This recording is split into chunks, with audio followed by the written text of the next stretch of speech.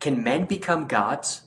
My guy Jacob Hansen debates Dr. Sijuari on the Capturing Christianity podcast, and the answer will surprise you. What if you are a child of God? This is a fundamental notion in Latter-day Saint thought. This is, I would say, the most radical and fascinating part of our theology, and it's different from that of the traditional creedal Christians who say that you are a creature. We say that we are children. Now, what this does philosophically is it erases the distinction in kind or the ontological gap, and rather it becomes a difference in degree. Like an acorn and an oak actually share the same nature. They're both technically the same kind of thing. So if in the Bible it was to say that there's no one like me, it's like the oak tree saying, like, who are you guys, you bunch of acorns, to compare yourself with me? No one is a tree like I am, but it doesn't mean that they're different kinds of things. They just are different in their degree. Now, if you think this is totally just ad hoc, made up, no scriptural basis for this, let's go through some of it. In Genesis, it talks about that God made us.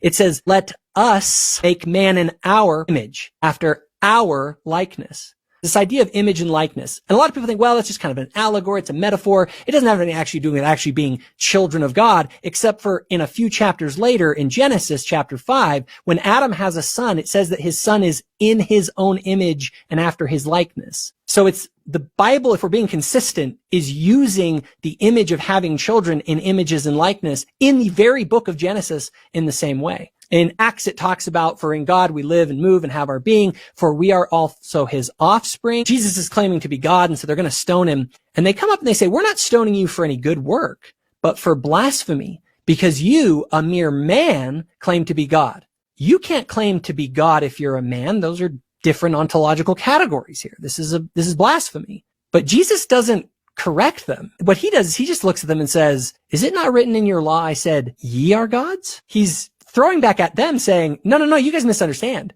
You guys are the same kind of thing that I am. The Sermon on the Mount, he says, be therefore perfect, even as your Father in heaven is perfect. Now, the idea here, the word here in Greek, teleoi, it means something fully mature, complete, has fulfilled its fullness of its nature. If you understand that sort of a conception of what perfection means in the Greek, it's saying to be sort of fully mature or complete, even as your Father in heaven is fully mature or complete. Think of the acorn and oak analogy as you look at that. So what this does is it creates a gap of degree rather than a gap of kind. Here's a question. What if divinity is humanity fully realized?